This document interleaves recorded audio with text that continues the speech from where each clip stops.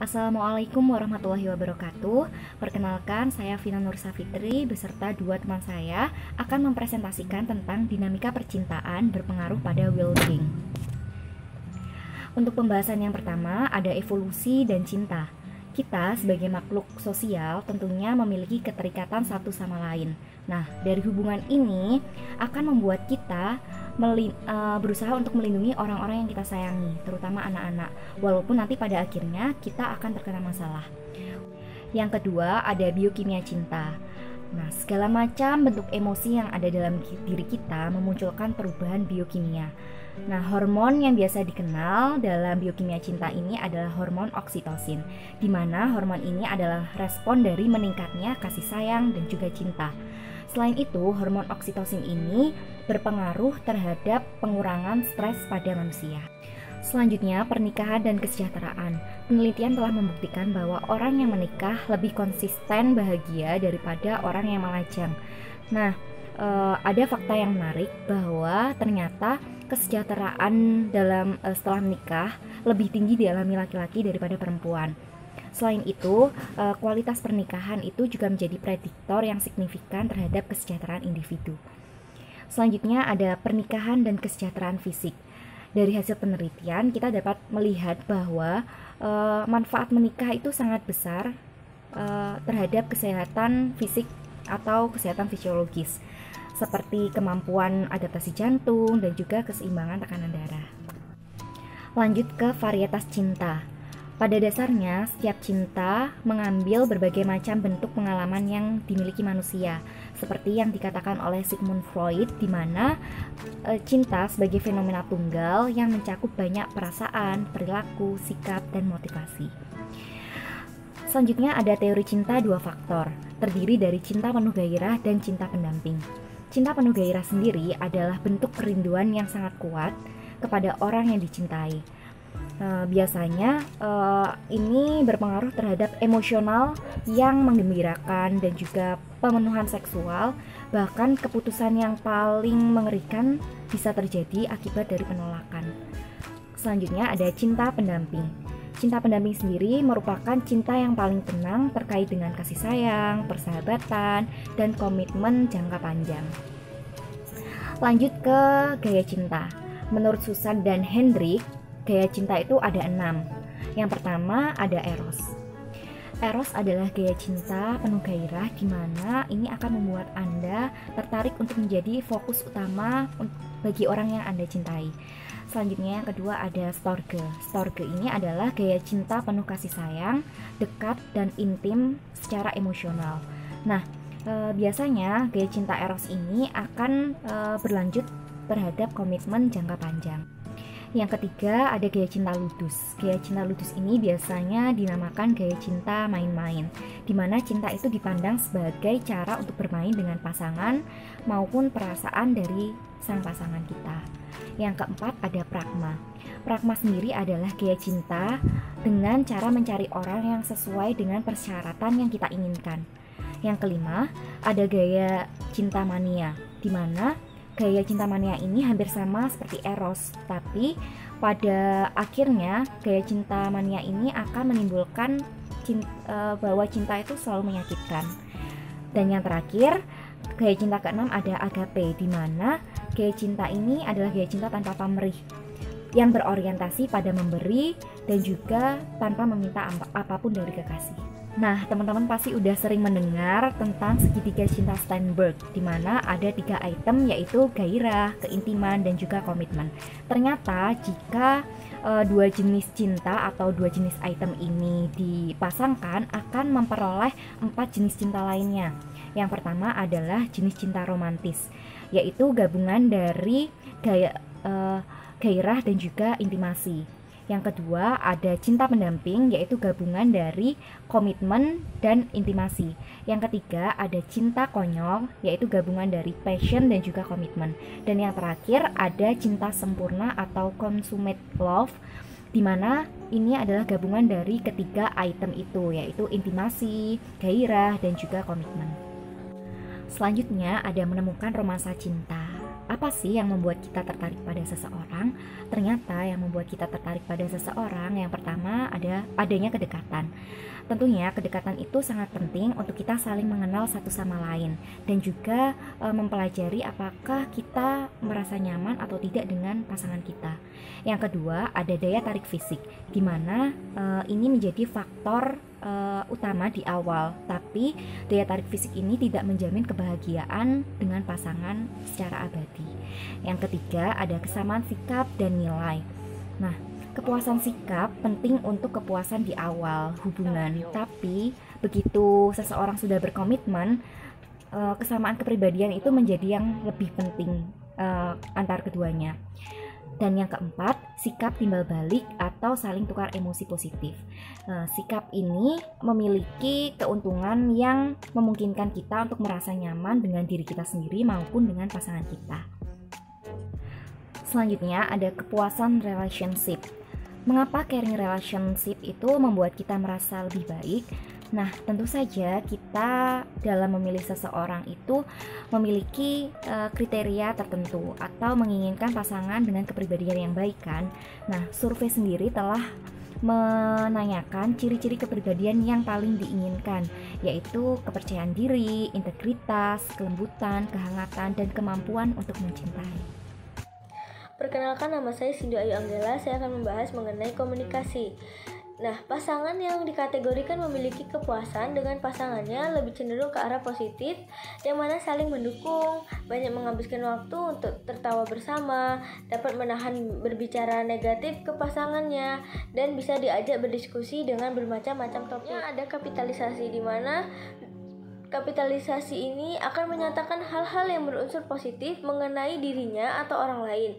Tentu aspek ini dapat menunjang pasangan mencapai kepuasan, di mana terdapat respon pasif destruktif yang memberikan kesan mengabaikan dan bersikap apatis terhadap kabar yang disampaikan oleh orang lain.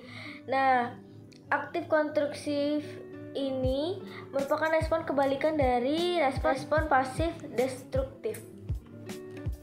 Kemudian, pengungkapan diri ini akan menjadi jembatan pada individu yang ingin sukses dalam hubungan pribadi seperti hubungan dengan pasangannya, menjadi orang tua, dan pertemanan.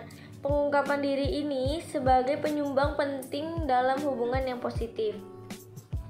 Kemudian ada stabilitas hubungan, yang mana kepuasan suatu hubungan, stabilitas ini merupakan hal yang penting untuk mencapai kesejahteraan.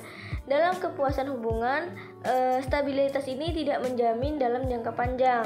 Kemudian di dalam data yang disampaikan oleh Skolnick menyatakan bahwa hubungan pernikahan stabil dapat ditemui pada pasangan yang menikah di usia yang lebih tua, di mana memiliki penghasilan yang lebih tinggi, pendidikan yang lebih tinggi, dan kontribusi keagamaan yang lebih tinggi.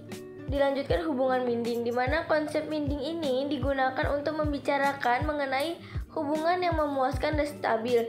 Kemudian hubungan minding ini terdapat 5 komponen. Yang pertama yaitu mengetahui dan dikenal. Rasa perhatian menunjukkan rasa keingintahuan pasangan mengenai pasangannya. Dalam menyimpan informasi, suatu hubungan dapat dilakukan dengan mengingat segala kejadian indah dan penting saat berhubungan dengan pasangannya dan mengetahui kebiasaan-kebiasaan pasangannya. Selanjutnya, atribusi, di mana atribusi adalah penilaian mengenai penyebab perilaku. Dalam menggunakan atribusi, terdapat beberapa variasi di setiap budaya. Nah, pasangan yang memiliki kepuasan terhadap hubungannya itu akan cenderung membuat atribusi disposisional dan stabil, di mana akan muncul perilaku positif pada pasangannya. Kebalikannya, yaitu atribusi situasional dan tidak stabil, di mana akan muncul perilaku yang berunsur negatif. Kemudian ada penerimaan dan penghormatan. Penerimaan dan penghormatan ini akan berfokus mengenai yang dilakukan dengan meningkatkan pengetahuan tentang pasangan. Penerimaan dapat dilakukan dengan memerlukan pengakuan dari pasangan terkait kejujuran. Selanjutnya yaitu timbal balik, di mana hubungan timbal balik ini akan menjadikan pasangan dalam suatu hubungan itu terasa memiliki manfaat yang seimbang dan adil. Dalam hubungan yang sehat perlu adanya manfaat yang jelas pada pasangan. Di dalam psikologi sosial terdapat dua teori yang berpengaruh pada aspek kepuasan dan stabilitas pada perkawinan. Yang pertama ada teori neraca yang merupakan teori dari keseimbangan stabilitas hubungan. Yang kedua, teori pertukaran sosial, yang mana teori ini akan memperhitungkan kepuasan hasil dari analisis biaya manfaat yang dievaluasi dari rasio interaksi positif ke interaksi negatif. Yang ketiga, teori interdependensi yang menyatakan bahwa orang membuat terpisah keputusannya mengenai kepuasan dalam hubungan dan mempertahankannya atau mengakhiri hubungan. Perkenalkan, nama saya Fatimah Zararisa Putri. Di sini saya akan menjelaskan tentang lanjutan komponen yang penting di dalam sebuah hubungan. Yang terakhir adalah komponen kontinuitas. Komponen ini berkaitan dengan memperhatikan suatu hubungan dari waktu ke waktu. Jadi kontinuitas itu membutuhkan sifat yang fleksibilitas, kemampuan untuk beradaptasi, dan juga keinginan terus-menerus untuk berkomitmen dan bersama dengan pasangan. Di mana terdapat perhatian meskipun ada tekanan dari eksternal ataupun perasaan terlalu terbiasa sehingga merasa bosan. Selanjutnya adalah hubungan itu sebagai pertumbuhan pribadi. Jadi pasangan dapat menggunakan hubungan mereka sebagai dorongan untuk mengeksplorasi diri mereka sendiri, lalu sebagai cara untuk menantang asumsi mereka. Yang ketiga adalah sebagai cara untuk mengambil resiko emosional, dan yang terakhir adalah sebagai sarana untuk memperdalam pemahaman mereka terkait pasangan dan diri mereka sendiri. Jadi ketika pasangan itu berhasil menghadapi atau mengatasi tantangan psikologis yang ada, mereka akan mengembangkan kematangan psikologis yang lebih besar di dalam diri mereka sendiri dan juga dalam hubungan mereka. Selanjutnya saya akan menjelaskan terkait keluarga yang positif. Keluarga positif di sini saya akan menjelaskan tentang keluarga yang berkembang dan keluarga yang tangguh. Di keluarga yang berkembang itu masing-masing anggota keluarganya memiliki kesehatan secara psikologis. Yang kedua, hubungan antara orang tua dan anak itu harus berubah dengan positif seiring dengan pertumbuhan anak, jadi menyesuaikan usia anak. Yang terakhir adalah menerapkan gaya pengasuhan yang efektif, di mana keluarga itu menerapkan pengasuhan aturan yang tegas dan masuk akal, dan juga memiliki perilaku dewasa yang sesuai di masing-masing anggota keluarganya, lalu menanamkan komunikasi yang baik di antara semua anggota, dan yang terakhir adalah memberikan kehangatan serta dukungan yang cukup untuk masing-masing anggota. Selanjutnya adalah terkait keluarga tangguh. Di sini keluarga tangguh itu adalah keluarga yang dapat menyesuaikan diri dengan baik dan berkembang selama dan setelah menghadapi permasalahan yang ada di dalam keluarga mereka.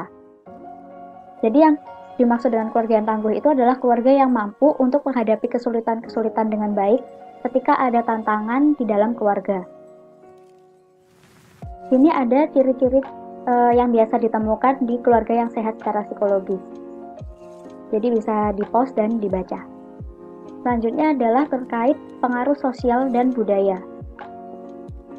Di sini lingkungan sosial dan budaya itu dapat mempengaruhi komitmen jangka panjang. Di teori pertukaran sosial, itu menyatakan bahwa jika kerugian sosial dari perpisahan itu berkurang, maka orang itu harus melihat alasan yang lain untuk mempertahankan sebuah hubungan, terutama pada kekuatan ikatan emosional. Jadi adanya perbedaan latar belakang, etnis, dan budaya dari dua orang itu juga dapat membuat stres dalam suatu hubungan, di mana hal tersebut dapat membuat salah paham ataupun konflik di dalam sebuah hubungan. Selanjutnya adalah penyakit dari sebuah hubungan. Yang pertama yaitu konflik, di mana penelitian telah menemukan bahwa jumlah konflik yang dimiliki oleh orang-orang dan hal-hal yang mereka perdebatkan dalam rumah tangga itu biasanya adalah hal-hal yang kurang penting dan tidak sebanding dengan bagaimana cara mereka menangani konflik yang ada dalam rumah tangga mereka. Di sini Gottman telah mengidentifikasi jenis komunikasi yang sering ditemukan di antara pasangan yang memiliki hubungan yang tertekan. Itu adalah jenis komunikasi yang merusak dan menyakiti, di mana urutannya di awal adalah komentar negatif yang bersifat untuk menyakiti dan untuk merangsang respon negatif dari pasangan mereka. Lalu selanjutnya adalah adanya pola demand, withdraw, and stonewalling dari Gottman, di mana Gottman mengatakan terdapat pola 4 langkah yang sifatnya merusak. Pertama yaitu kritik dan komplain dari satu pasangan yang seringkali berupa sikap yang keras dan diikuti pola kedua yaitu timbal balik negatif yang berupa perasaan jijik dari pihak lain atau pasangan mereka, dan mengarah kepada pola yang ketiga, yaitu sikap defensif dari masing-masing individu, dan pola keempat yaitu mengakhiri dengan adanya penarikan atau contohnya seperti mendiamkan pasangan atau tidak memberikan perhatian sebagai hukuman kepada pasangan. Nah, menurut Gottman, hal ini disebut dengan stonewalling. Di sini ada beberapa cara menurut Gottman untuk memelihara hubungan. Jadi bisa di-pause dan dibaca. Sekian penjelasan dari kelompok kami. Jika ada kurang, kami mohon maaf dan terima kasih. Assalamualaikum warahmatullahi wabarakatuh.